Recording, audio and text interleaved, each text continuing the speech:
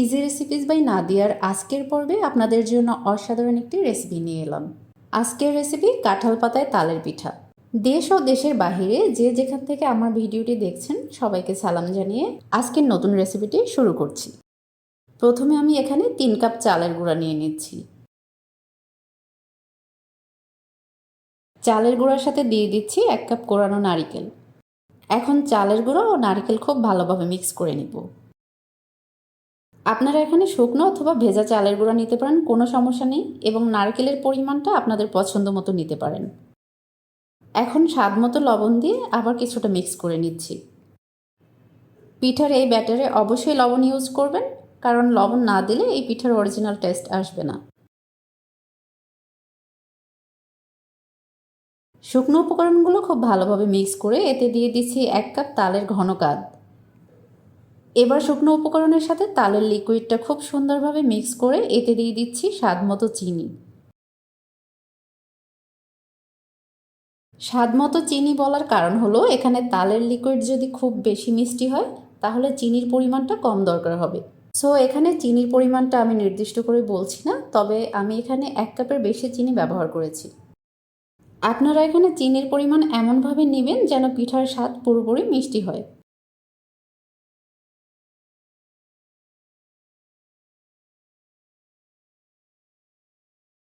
দেখতে পাচ্ছেন এই ব্যাটারের ঘনত্বটা এমন হবে, অর্থাৎ খুব বেশি ঘন হবে না। এবার আমি পিঠাগুলো কাঁঠাল পাতায় তৈরি করব। এর জন্য এই কাঁঠাল পাতাগুলো ধুয়ে এবং শুকনো কাপড় দিয়ে খুব ভালোভাবে মুছে নিয়েছি। পিঠা তৈরির জন্য কাঁঠাল পাতা দিয়ে খিলিগুলো রেডি করব।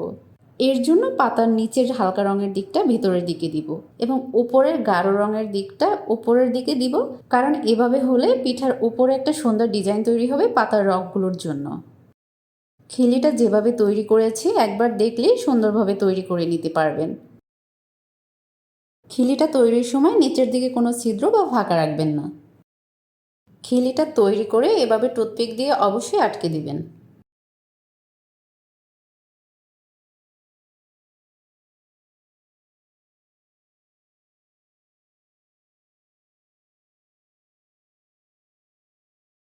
এখন আমি খিলির সাইজ অনুযায়ী এর মধ্যে পিঠার ব্যাটার দিয়ে দিব, তবে ওপরের দিকে কিছুটা ফাঁকা রাখবো। দেন ট্যাপ করে দিব ভালোভাবে ফিল আপ করার জন্য। এবার ওপরের দিকে এভাবে এক সাইড থেকে ভাঁজ করে দিব।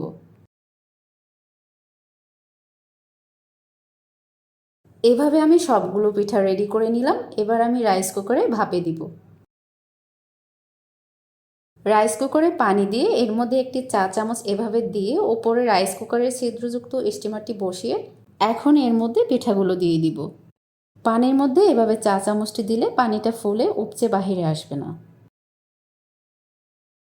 এবার আমি 40 মিনিটের জন্য ঢেকে দিব। 40 মিনিট পরে কাঁঠাল পাতায় তালের খিলি পিঠাগুলো খুব সুন্দরভাবে কুক হয়েছে। এবার নামিয়ে ঠান্ডা করে খিলিগুলো থেকে এক এক করে পিঠাগুলো বের করে নিব। তৈরি হয়ে গেল আজকে কাঁঠাল পাতায় তালের খিলি পিঠাগুলো।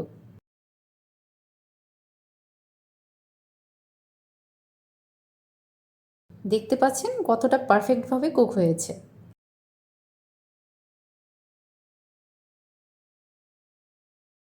পিঠাগুলো বাসায় তৈরি করে অবশ্যই রিভিউ দিবেন কমেন্টে। আজকের মতো বিদায় নিচ্ছি। সবাই ইজি রেসিপিস বাই নাদিয়ার ফেসবুক পেজ ও ইউটিউব চ্যানেলের সাথেই থাকবেন। আল্লাহ হাফেজ।